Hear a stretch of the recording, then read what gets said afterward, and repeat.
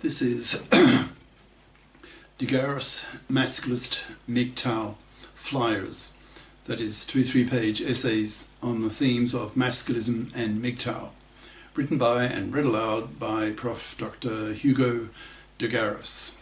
This is flyer number 422, entitled Masculist Advice to Governments on Parenting. Description. This flyer is the sequel to the previous flyer that concentrates on advice to governments on how parenting can be organised in a post-masculist era, in which the divorce courts have been reformed, the para has been legislated, the gender laws have been menfaired, etc. This flyer contains quite a number of ideas that governments may find useful when the time comes to organise parenting laws and institutions that are fair to both sexes, which is far from being the case today. The flyer itself.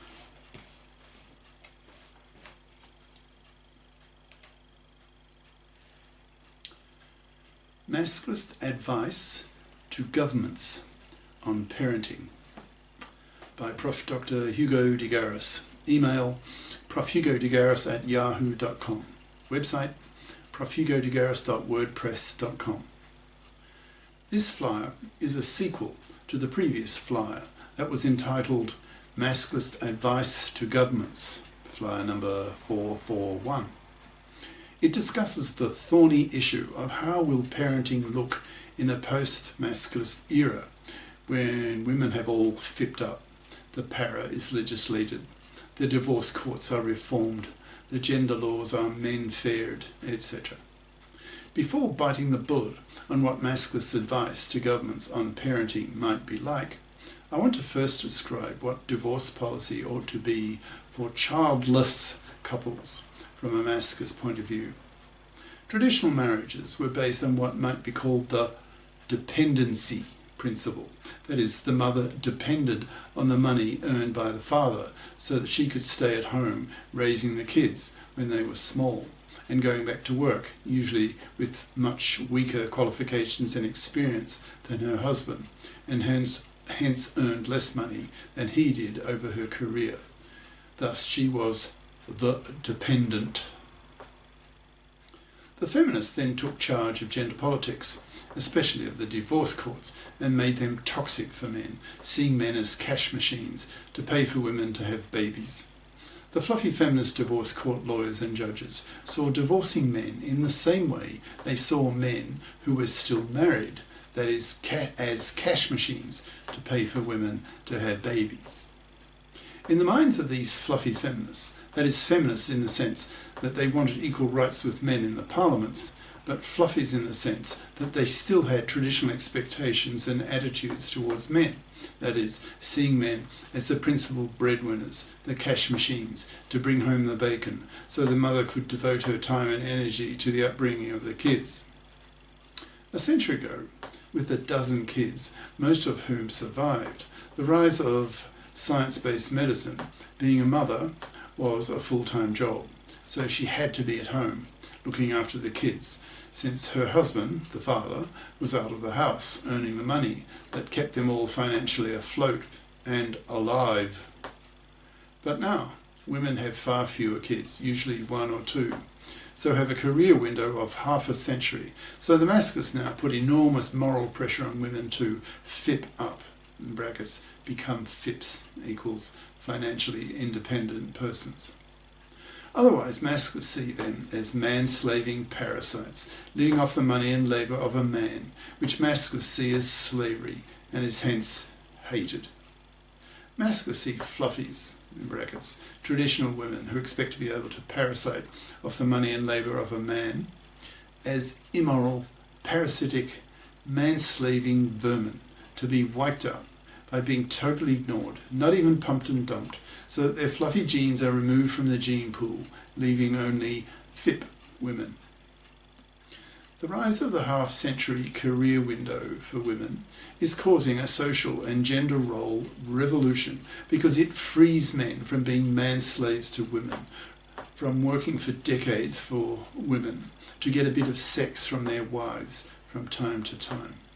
To Masculists, this is a horrible price. That is, decades of man-slavery for a bit of sex from a woman. Now that women have only 1 or 2 kids, the whole gender role scene can be rethought. This fire discusses how Masculists can inform governments on how parenting ought to be organised that does not cause men to be financially massacred and have their lives ruined by the hated, fluffy feminist-dominated divorce court system that is so massively gender criminally unjust against men that it screams out for reform. But solving this problem is complicated because there are asymmetries in men's and women's biologies, so women, of necessity, need to take care of the very young. So in a nuclear family, again, of necessity, the father needs to be working to pay for his female partner and his/her small kids. How can this necessity be reconciled with Masculist demands for gender equality with women, pushing women to fip up, etc.? I discuss now how the dependency principle should not apply to childless couples. When there are no children, then an independency principle should apply, which is only fair to both sexes. In today's world, often in many states and countries, if a couple marries, chooses to have no kids, and lives together for some years, then on divorce, the wealth and stuff of both divorcing partners are divided equally, so that the partner who earned a lot more money than the other partner gets the benefit of, so that should be a lot less money than the other partner, gets the benefit of the other partner's money. That is, he/she parasites, robs the other partner of the fruits of his/her superior efforts, abilities, talents, etc. A typical and blatant case is when the man, through his genius, becomes a millionaire and his wife earns only pin money, does not invest in her career much, and then walks away with half of his millions. This is considered to be an outrageous gender crime to Masculists who want such abuse of men to be stopped. I have a brother and a sister who have both been divorce raped in the above sense. Both of them were outraged by the assumption of dependency in the divorce law. Both asked, quote, "Why should the less talented, lazier, less qualified, less energetic, less ambitious divorcing partner be given the legal right to fleece the other partner of half of his, usually his, or her wealth?"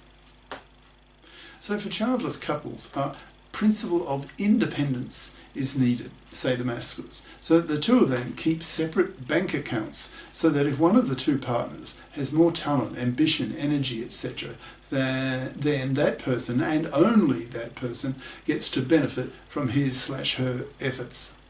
That is, with 2 separate bank accounts on divorce, the 2 partners walk away from each other with the money in their own separate bank accounts. That is, no sharing of the money and the wealth.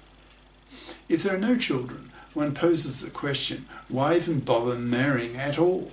Why not just live together, or better still, LAT, L-A-T, living apart together, with all its advantages of keeping the relationship fresh and disciplined? For example, if the woman starts nagging or withholding sex, the man just walks away to his own apartment, etc. Similarly for the latting woman. If a couple decides they will have no children, then the principle of independence should apply to them. That is, there is no assumption of financial parasitism on either partner. If partner X earns Y dollars net during the years of the relationship, then ex-partner X walks away with the Y dollars net that he/she earned. What he earned is his. What she earned is hers at the end of the relationship. Marriage should not even be an issue in this case. Marriage is irrelevant and should be seen as a relic from early historical gender roles that is not needed and should be thrown out for a couple who decide to be childless. Now, what about a couple who decides to have kids? And how can feminist and masculist ideas be applicable to childed couples? This is a much tougher problem. The rest of this flyer discusses this thornier issue. The present system, where divorcing fathers get crucified by fluffy feminist controlled divorce courts, obviously has to be thrown out and reformed so that men are prepared to be fathers again. Otherwise, young men will increasingly reject marriage and paternity and live the MGTOW, that's men going their own way, lifestyle, spending their money on themselves, making millions of women miserable because they can't have kids with quality men, since the quality men with their superior intelligence are the first to go masculist/MGTOW and utterly wash their hands of the fluffy feminist controlled divorce court system, which is utterly callous towards divorcing fathers, treating them like cash machines, robbing and abusing them, not giving a shit about men's needs and welfare. Thus the Masculists push hard for the creation of a FIP society, that is where girls are socialised to be FIPs, getting a career-competent education at high school and college so that they can be effective FIPs as adults and not expect fluffy style to be able to parasite off the money and labour of a man, thus manslaving him for decades, a major gender crime that may eventually get her killed in a sex war if the divorce courts are not soon menfaired. Otherwise, bitter, hateful, masculist soldiers will simply murder the fluffy feminist divorce court lawyers and judges, and even go into the streets and shoot fluffy feminists who destroy the lives of one father in 4. How to arrange things so that the children get born and raised. Otherwise, we wipe ourselves out. But without the traditional horrific price paid by divorcing fathers, which is causing a birth rate crash due to 2/3 of young men in many countries refusing to marry and have babies? This is the end of part 1.